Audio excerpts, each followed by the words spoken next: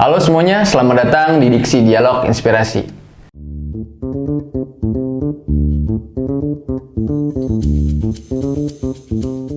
Oke, seperti biasa, Diksi adalah segmen di mana kita berbagi, sharing, bisa dalam berbentuk edukasi atau mungkin meningkatkan awareness. Nah, akhir-akhir ini gue sering banget mendengar teman-teman gue atau mungkin lu semua ya, kayak sering denger gitu di sekitar lu. Gue lagi butuh self healing nih. Dan menurut lu mereka self healingnya kira-kira kelar nggak sih? Dan bener-bener sampai dia bener-bener self healing lah gitu. Menurut gue ya beberapa, tapi beberapa juga enggak sih. Pertanyaannya adalah kenapa?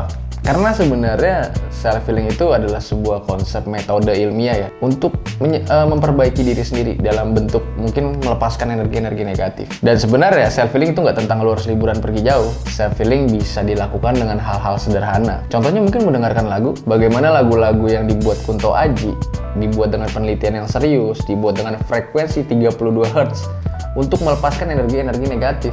Tapi permasalahan sekarang adalah banyak orang yang nggak mengetahui cara self healing yang benar.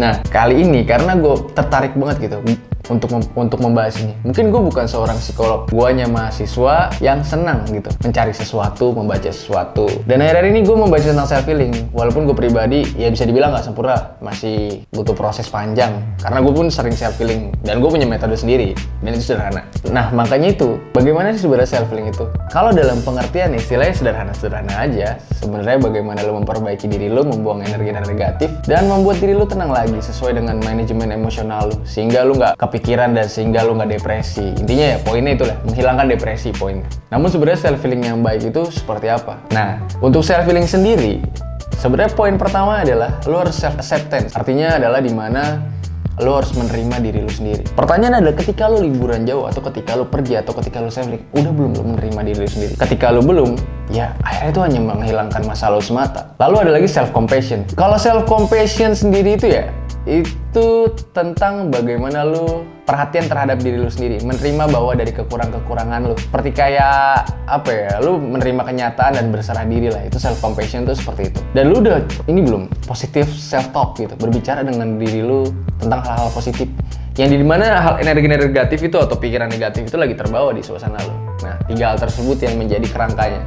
Dan kunci utamanya adalah forgiveness atau memaafkan. Tetapi tetap di luar konteks 3 hal tadi itu ya masih banyak hal-hal tentang mengenai self healing ini. Untuk self healing sendiri, kenapa self healing itu penting? Karena pada dasarnya ketika lo melakukan self healing itu aktivitas lo menjadi normal sedia kala. Mungkin lo lihat tuh teman-teman di sekitar lo yang mempunyai self healing masalah punya gangguan mental atau mungkin lagi depresi atau lagi banyak beban, ya aktivitasnya kan keganggu. Atau mungkin bisa jadi ya dia jadi nggak semangat mengerjakan sesuatu, kehilangan semangat. Dan terkadang ini terjadi di kehidupan kita hal-hal yang sepele karena tingkatan depresi itu beda-beda, tergantung pada tingkatnya seperti apa. Nah, belum lama ini pada 10 September itu adalah hari pencegahan bunuh diri. Kita tahu bahwa depresi itu ya puncak-puncaknya adalah bunuh diri, dan itu adalah hal yang sangat tidak kita inginkan.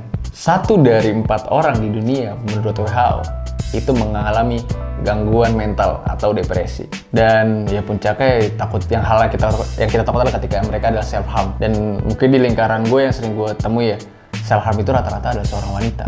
Dan gue harap mungkin untuk para wanita di sana yang sedang mengalami gangguan mental, dengarkan video ini dan kita akan bahas bagaimana mungkin gue akan memberi sharing pandangan gue tentang self healing dan mental ini. Menurut WHO sendiri, dilansir di Antara News, bahwasannya dalam pandemi COVID-19 tahun 2020 ada kemungkinan 1-145% bunuh diri itu bisa meningkat. Wow, jumlah yang sangat gede coy. Menurut data di dalam Pusat Data dan Informasi Kementerian RI itu menunjukkan bahwa sekitar 800.000 orang di dunia melakukan bunuh diri. Artinya, satu kematian setiap 40 detik. Kasus di Indonesia sendiri sekaligus ya kembali di data tadi ya di Kementerian RI. Tahun 2016 ada sekitar 800 kasus bunuh diri dan tahun 2017 ada 700 kematian bunuh diri. Jadi kalau kita perhatikan bahwa kesehatan mental ada hal yang penting. Oke, kita balik lagi ke hal yang penanganan self healing itu adalah penting. Dan tadi gue udah menjelaskan 3 faktor. Nah, mungkin gue juga ingin sharing. Jadi belum berapa lama ini gue baca tentang berdamai dengan diri sendiri. Tulisannya Mutia Sayek. Buku itu mengupas bagaimana dia menjelaskan kisah hidupnya yang penuh proses, penuh pembelajaran. Ya mungkin kita semua ngalamin lah. Kita sama-sama pelajar, kita mengalami fase dari SMP, SMA sampai mahasiswa. Banyak beban-beban punggung yang kita buat. Gue akan ambil contoh, mungkin nggak semua hal bisa gue ungkit di sini. Kebanyakan orang-orang di luar tidak suka melihat proses, mereka hanya akan melihat hasil. Bagaimana orang akan depresi ketika mereka tidak punya bidang di akademik. Mereka nggak punya di akademik, mereka dicemooh oleh orang-orang, mereka dicemooh oleh tetangga. Bahwa kata bersanda adalah mereka, sorry, bodoh. Padahal anak si A ini punya bakat dalam bidang musik. Dan seharusnya ya, ketika dia bisa terfokus pada hal yang dimiliki bakatnya, dia bisa menjadi orang yang baik. Dia bisa menerima dirinya, cuman karena dia terfokus pada hal-hal omongan orang, omongan dari tetangga-tetangga, sehingga dia merasa depresi dan harus menyesali semua yang dia punya.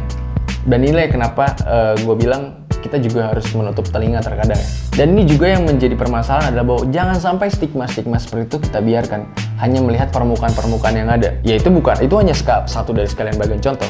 Gue kan ada perumpamaan contohnya. Air, bisa kali.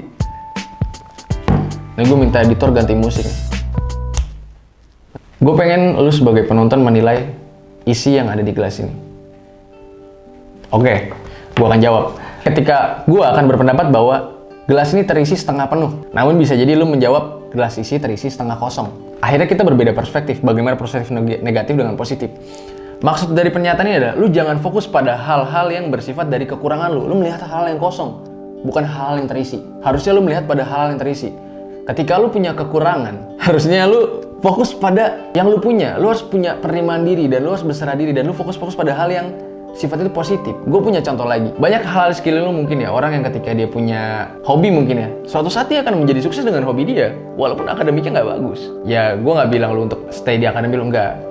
Ada kalanya lu berdamai dengan diri lu, mungkin lu punya hobi yang lain, dan ketika lu bekerja dengan hal yang menyenangkan itu enak gitu, ketika lu bekerja dengan hal yang menyenangkan. Dan poin paling penting adalah, jangan menyesali masa lalu yang udah lalui. Bagaimanapun caranya, lu nggak bisa kembali ke masa lalu, dan ketika apapun yang terjadi di masa sekarang, ya masa lalu sudah terjadi, masa lalu sudah terbentuk. Tugas lu hanya menerima dan mengubahnya. Ketika lu hanya menganggap hidup lu sebagai sebuah drama, dan akhirnya lu terjatuh tanpa mau bangkit lagi dari masa lalu yang ada, lu akan stay di situ dan stuck di situ. Dan lu nggak akan menemukan jawaban untuk melukis hal baru di masa depan nanti.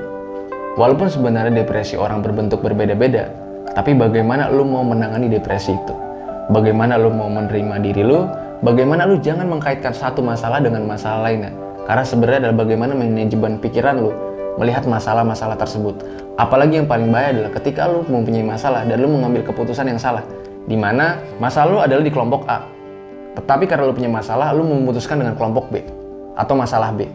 Akhirnya lu hanya memperpanjang masalah. Atau mungkin self-healing lu hanya lari dari masalah tanpa menyelesaikan masalah. Jadi buat yang di sana, jangan terfokus pada hal-hal ini. Dari sekian banyak faktor, ada juga permasalahan adalah nilai kecantikan. Kita ketika bicara kecantikan itu tidak akan ada habisnya. Padahal karismatik adalah suatu hal yang bisa dibentuk. Zaman berubah, seiring dengan peradaban yang berubah, kecantikan dinilai dengan hal-hal yang berada di layar-layar kaca panggung atau televisi. Kita melihat orang-orang yang cantik gitu di majalah tentang putih, body goals. Padahal nggak stuck di situ, nggak stuck tentang di situ, dan akhirnya lu berpatok pada hal itu dan lu stay di situ. Padahal lu bisa mengalihkan pikiran lu bahwa, oh lu punya bakat nyanyi. Gue nggak ngelarang lu buat ngelakuin hal yang misalnya bersifat pengen membuat cantik dulu, bukan. Poinnya adalah lu bisa fokus pada hal-hal yang bisa lu kembangkan. Dan kalaupun lu pengen ke poin yang mengubah diri lu, jangan terfokus pada kata-kata orang. Pertama, poin penting adalah perhatian pada diri lu sendiri. Perhatian itu penting banget ya. Terus ada juga mempelajari karakter personal. Lu harus tahu personal diri lu seperti apa. Lalu ada mengapresiasi kelebihan lu. Nah, ini poin pentingnya. Lalu ada juga berdamai dengan kekurangan, dan ada juga kontemplasi. Jadi dari sekian banyak hal yang lu alami, ketika lu masih belum mengerti apa konsep self-healing, lu nggak akan menemukan goalsnya. Ketika lu belum bisa berdamai dengan diri sendiri, ketika lu belum mau untuk menerima hal di masa lalu lu, dan ketika lu masih berpandangan bahwa gelas ini setengah kosong, bukan gelas yang setengah terisi, lu nggak akan dapat poin self-healing itu. Makanya dari itu, buat lu semua yang sekarang mungkin mentalnya merasa terganggu, mungkin lu depresi dengan hal sekitar, ada waktunya lu mendengarkan orang dan ada waktunya enggak. Ketika hal itu mengganggu lu tutup kuping lu. Ada di fase dimana ketika gue baca buku Bersikap Bodo Amat, gue ingat banget bahwa di poin buku itu ngajarin lu, terkadang lu harus bersyukur dengan hal-hal yang lu punya. Dia mengangkat kasus band metal, dia iri pada suatu band metal lain dan dia berusaha mencapainya. Ketika dia mencapainya, dia udah di fase goals nih. Tapi dia masih iri dengan orang tersebut, dengan band tersebut, padahal dia udah sukses. Tapi karena dia fokus terhadap irinya, dia nggak bisa merasakan kesuksesan dia. Poinnya adalah rasa syukur. Jadi buat orang-orang di luar sana mungkin yang mengalami insecurity, permasalahan orang tua, pacar, atau hal lainnya. Intinya adalah lu nggak bisa stuck.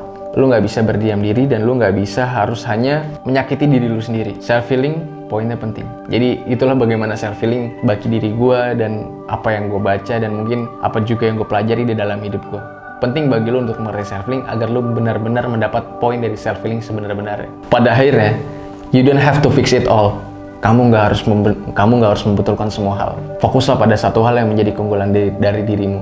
Kita tarik contoh bagaimana Dani Aditya dapat menjadi stand up comedy, mempunyai keunggulan dalam lucunya, berdamai dengan dirinya, dan dia membuat dirinya menjadi jokes. Maka gue pengen orang-orang mungkin di sini yang mengalami depresi, gue juga pengen lu sharing sini. Jadi menurut gue, expressive word, menulis ekspresi ya, adalah hal terpenting untuk lu melepaskan energi-energi negatif lu.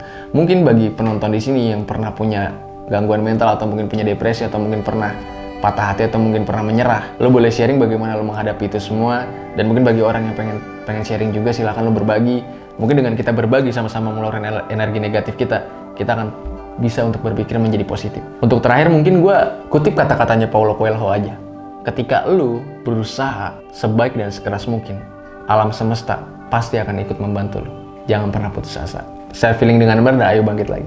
Itu aja, jangan lupa kalau lu sependapat sama gue, kalau lu suka sama pendapat gue, dan kalau lu misalnya suka dengan Nevermore, jangan lupa subscribe dan klik tombol lonceng. Salam.